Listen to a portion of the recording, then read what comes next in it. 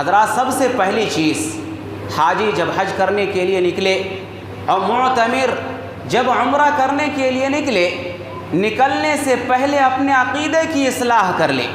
اگر عقیدہ درست نہیں ہے حضرات حج قبول نہیں ہوگا، اگر عقیدہ درست ہے تب حج قبول ہوگا۔ انسان کو چاہیے، حجاج کرام کو چاہیے کہ اپنے عقیدے کی اصلاح کر لے۔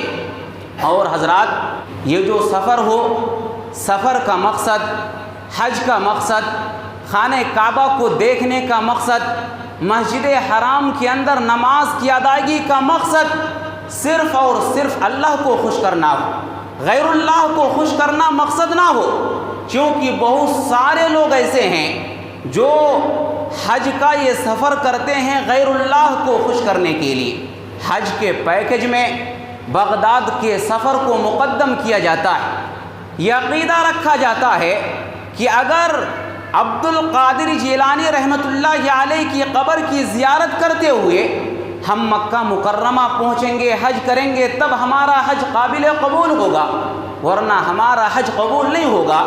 حضرات یہ سراسر باطل اور بے بنیاد عقیدہ ہے۔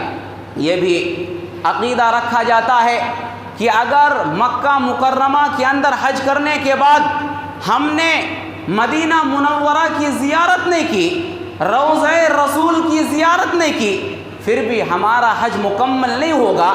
یہ بھی ایک باطل اور بے بنیاد عقیدہ ہے۔ اور اسی طرح سے حضرات بعض لوگ تو یہاں تک جرم کرتے ہیں کہ یہاں پر احرام باندھ کر کے مکہ مکرمہ جانے کے بجائے سب سے پہلے مدینہ منورہ جاتے ہیں، روضہ رسول کی زیارت کرتے ہیں اور پھر اسی احرام میں مکہ مکرمہ پہنچ جاتے ہیں۔ حضرات یاد رکھیں یہ سراسر باطل اور بے بنیاد عقیدہ ہے۔ یہ احرام صرف مکہ مکرمہ کے لیے خاص ہے، یہ احرام مدینہ منورہ کے لیے نہیں ہے۔ اس لیے حضرات ضرورت ہے کہ آپ اپنے عقیدے کی اصلاح کر لیں، آپ شرک و بدعات سے اجتناب کریں اور یاد رکھیں لئن اشرکت لیحبطن عملک، اگر آپ شرک کریں گے، اگر آپ حج کے دوران کسی اور چیز کو خوش کرنے کی کوشش کریں گے، غیر اللہ کو خوش کرنے کی کوشش کریں گے، آپ کے سارے اعمال برباد کر دیے جائیں گے، آپ کی ساری نیکیاں برباد ہو جائیں گی۔ تو سب سے پہلی چیز آپ اپنے عقیدے کی اصلاح کر لیں۔ دوسری چیز، آپ کی دوسری ذمہ داری، سنت کے مطابق آپ کوئی بھی عمل کریں۔ آپ جو بھی عمل کرتے ہیں، آپ کا سفر ہو یا حج کے جو بھی مناسک ہیں، حج کے جو بھی طور و طریقے ہیں وہ ہوں، نماز کی ادائیگی ہو، آپ کا سارا عمل سنت کے مطابق ہونا چاہیے۔ اگر آپ سنت کے مطابق ادا نہیں کریں گے آپ کے سارے اعمال برباد ہو جائیں گے۔ پیارے نبی نے فرمایا من عمل عملا لیس علیہ امرنا فہو رد، کہ جو انسان کوئی عمل کرے اور اس پر محمد کریم کا مہر نہ ہو، اس عمل کو محمد کریم نے نہ کیا ہو، نہ کہا ہو کرنے کے لیے، پیارے نبی فرماتے ہیں فہو رد، وہ عمل مردود ہے۔ اس لیے حضرات حج کرنے سے پہلے آپ حج کو سیکھ لیں، سنت کے مطابق آپ حج کرنے کی کوشش کریں۔ اسی طرح سے حضرات آپ کی تیسری ذمہ داری، نمازوں کی پابندی کریں۔ آپ یہاں سے نکلیں گے سفر حج پر، مکہ مکرمہ پہنچتے ہوئے 8 سے 10 گھنٹہ لگ جائے گا یا 12 گھنٹہ لگ جائے گا، آپ تھک جائیں گے۔ آپ کی یہ تھکاوٹ نمازوں کے اندر رکاوٹ کا سبب نہ بنے۔ کیوں؟ اس لیے کہ عرب اور عجم کے جو بھی علماء ہیں ان تمام علماء کا متفقہ طور پر یہ فیصلہ ہے کہ اگر کوئی انسان صرف ایک نماز اگر جان بوجھ کر کے چھوڑ دیتا ہے، وہ انسان دائرے اسلام سے خارج ہو جاتا ہے۔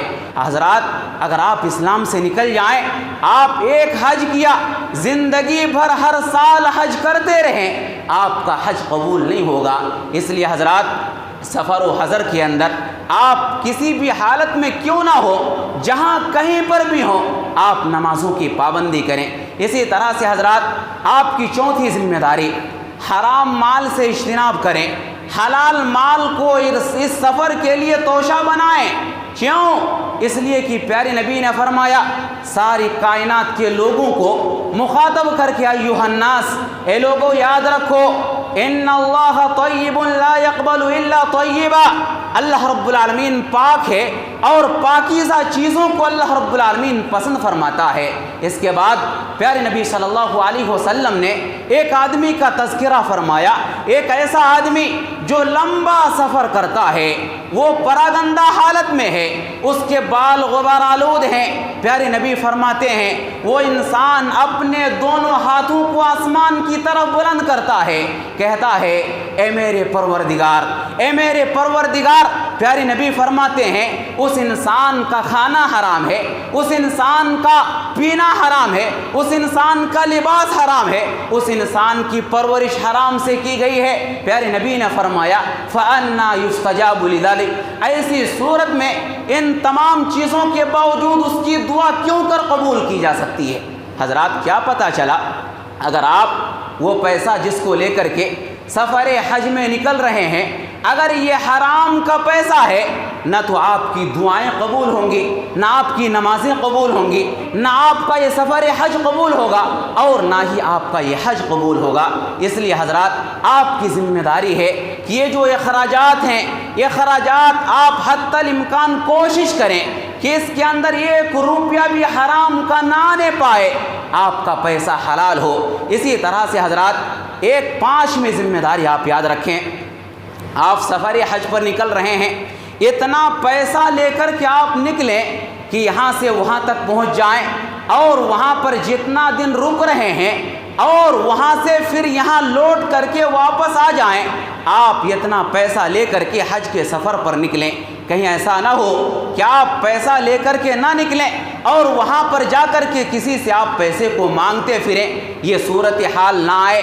ابن عباس رضی اللہ تعالیٰ عنہ کہتے ہیں کہ یمن والے یہ حج کے لیے مکہ مکرمہ آتے تھے، زیادہ سفر لے کر کے نہیں آتے تھے، پیسہ لے کر کے نہیں آتے تھے، مکہ پہنچتے تھے، مکہ والوں سے یہ سوال کرتے تھے اور کہتے تھے کہ ارے ہم تو اللہ رب العالمین کے اوپر توکل کرنے والے ہیں، ہم تو اللہ کی ذات پر بھروسہ کرنے والے ہیں۔ جب اس طرح کی چیزیں پیش آئیں، اللہ رب العالمین نے قرآن مجید کے اندر آیت کریمہ نازل کی، وَتَزَوَّدُوا فَإِنَّ خَيْرَ الزَّادِ التَّقْوَىٰ، اے وہ لوگوں جو حج کرنے کی پلاننگ کر چکے ہو، یاد رکھو حج سے پہلے سفر حج لے لیا کرو، حج کا جو توشہ ہے، جو روپیہ پیسہ ہے، اس کے ساتھ تم سفر حج پر نکلو، یہ آپ کی ذمہ داری ہے۔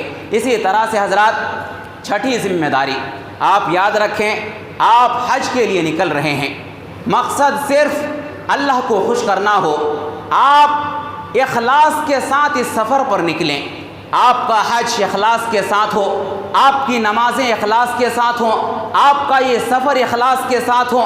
یاد رکھیں اسی اخلاص کا حکم اللہ رب العالمین نے قرآن مجید کے اندر اپنے بندوں کو دیا ہے۔ اللہ نے فرمایا وَمَا أُمِرُوا إِلَّا لِيَعْبُدُوا اللَّهَ مُخْلِصِينَ لَهُ الدِّينَ حُنَفَاءَ، اللہ نے فرمایا لوگوں کو تو صرف اسی بات کا حکم دیا گیا ہے کہ وہ صرف اللہ ہی کی عبادت کریں اور دین کو اس کے لیے خالص کر کے، دین کو اللہ کے لیے خالص کر کے صرف بندے اللہ ہی کی عبادت کریں۔ حضرات آپ اخلاص کو اختیار کریں، نمازوں کے اندر، حج کے اندر، حج کے جتنے بھی ارکان ہیں ان تمام چیزوں کے اندر آپ اخلاص کو اختیار کریں، ریاکاری سے بچیں، شہرت طلبی سے بچیں، نام کمانے سے بچیں۔ کیوں؟ اس لیے کہ یہ ایسی چیزیں ہیں جو انسان کے اعمال کو برباد کر دیتی ہیں۔ حضرات آج ہوتا کیا ہے، جیسے ہی حج کے لسٹ پر حاجی کا نام آ جاتا ہے، دعوتوں کا اہتمام شروع ہو جاتا ہے اور حاجی کو لوگ اسٹیشن پر چھوڑنے کے لیے جاتے ہیں، رشتہ دار جاتے ہیں، محلے والے جاتے ہیں، سارے لوگ حاجی کے پیچھے پیچھے نکل پڑتے ہیں۔ حاجی جب حج کر کے واپس لوٹتا ہے تو سارے محلے والوں کی دعوت کرتے ہیں، اور حضرات اتنا ہی نہیں بلکہ پورے محلے والوں کے لیے ہدیہ تحفہ بھی لایا جاتا ہے۔ اور حضرات یہاں تک بھی خبریں سننے کو آئی ہیں کہ اگر 5 لاکھ روپیہ حج کرنے کے لیے خرچہ ہوا ہے تو اس سے بھی زیادہ ہدیہ تحفہ لانے کے لیے انسان خرچ کر دیتا ہے۔ حضرات یہ ساری کی ساری چیزیں ریاکاری کے زمرے میں ہیں۔ یہ ساری کی ساری چیزیں دکھاوے کے زمرے میں ہیں، ایسی چیزوں سے انسان کو کلی طور پر اجتناب کرنا چاہیے، اور صرف حج اس وجہ سے کرنا چاہیے کہ ہمارا رب ہم سے راضی ہو جائے، ہمارا رب ہم سے خوش ہو جائے۔ اسی طرح سے حضرات ایک ساتویں چیز یاد رکھیں، آپ کی ساتویں ذمہ داری، آپ اس سفر حج میں نیک لوگوں کو اپنا ساتھی بنائیں۔ وہ لوگ جو 5 وقتہ نمازوں کی پابندی کرتے ہیں، وہ لوگ جن کا چہرہ مہرہ اسلامی ہے، جن کا لباس اسلامی ہے، وہ لوگ جو تقوی شعاری کو اختیار کرتے ہیں، آپ ایسے لوگوں کی صحبت کو اختیار کریں۔ ورنہ یہاں سے جانے والے جس طرح یہاں پر بیڑی سگریٹ گٹکا تمباکو کا استعمال کرتے ہیں، وہی وہاں پر جا کر کے بھی ان ساری چیزوں کا استعمال کرتے ہیں۔ جس طرح یہاں پر جھوٹ بولتے ہیں، مدینہ پہنچنے کے بعد، مکہ پہنچنے کے بعد وہاں پر بھی وہ جھوٹ بولتے ہیں۔ جس طرح یہاں پر دھوکہ دھڑی سے کام لیتے ہیں، وہاں پر بھی وہ دھوکہ دھڑی سے کام لیتے ہیں۔ حضرات آپ کی ذمہ داری ہے، آپ نیک لوگوں کی صحبت کو اختیار کریں۔ یاد رکھیں، نیک لوگوں کی صحبت سے انسان نیک بن جاتا ہے، اور اسی طرح برے لوگوں کی صحبت سے انسان برا بن جاتا ہے۔ اسی طرح سے حضرات 8ویں ذمہ داری آپ یاد رکھیں، آپ پیسہ خرچ کر کے 5 لاکھ یا اس سے بھی زائد پیسے کو خرچ کر کے آپ حج کے لیے جا رہے ہیں۔ آپ حج میں نکلنے سے پہلے آپ حج کے احکام و مسائل کو سیکھ لیں۔ پیارے نبی نے فرمایا خذوا عنی مناسککم، اے لوگو حج کے احکام و مسائل کو مجھ سے سیکھ لو۔ حضرات ہماری بھی ذمہ داری ہے، آپ کی بھی ذمہ داری ہے کہ حج میں نکلنے سے پہلے آپ حج کے احکام و مسائل کو سیکھ لیں، تاکہ آپ سے وہاں پر کوئی غلطی نہ ہونے پائے۔ یہ آپ کی ذمہ داری ہے۔ علماء کرام کے بیانات کو سنیں اور اسی پر اکتفا نہ کریں، بلکہ حج کے تعلق سے جو کتابیں لکھی گئی ہیں آپ ان کتابوں کا سہارا لیں، اور مکمل حج کے بارے میں معلومات حاصل کرنے کے بعد آپ سفر حج پر نکلیں، تاکہ اس حج کے اندر آپ سے کوئی غلطی نہ ہونے پائے۔ اسی طرح سے حضرات آپ ایک 9ویں ذمہ داری یاد رکھیں، آپ پیسہ خرچ کر کے حج میں جا رہے ہیں، آپ کے لیے ایک منٹ قیمتی ہیں۔ آپ ذکر و اذکار میں، تلاوت کلام پاک میں، دعوت و تبلیغ میں اپنے آپ کو مصروف رکھیں۔ لایانی کاموں میں، موبائل میں، سیلفی لینے میں، فوٹوز لینے میں آپ اپنے آپ کو مصروف نہ کریں، اور جب آپ عبادتوں کے اندر تھک جائیں، آپ تھوڑا فری ہونا چاہتے ہیں، آپ کی ذمہ داری ہے کہ جو ضعیف اور کمزور لوگ حج کے لیے آئے ہوئے ہیں آپ ان کی خدمت کریں، آپ ان کو پانی پلائیں، آپ کو اس پر بھی اجر و ثواب سے نوازا جائے گا۔ یہ آپ کی ذمہ داری ہے۔